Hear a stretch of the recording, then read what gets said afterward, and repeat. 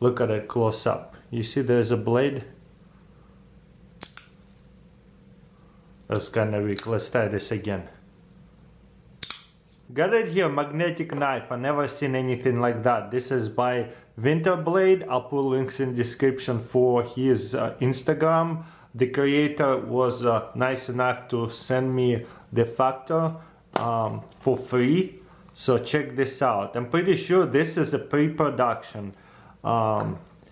This is something like I never seen before. There is a push button right here and boom. And whenever you close it, it's like want to close because there is a magnet pull it on it. I never seen a magnetic knife before. Still got put a little bit of getting used to, but do you hear it? Ding! I love it. I guess it's hits right here. Every time. It's so unique. Look, I can even push it this way and it flies open.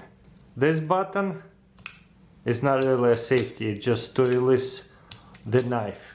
So whenever you push it right here, you see it will adjust up and then you release it. And now it's down, you push it and it's up. So unique. So it doesn't do anything to open it. You can open it this way and you can open it slowly.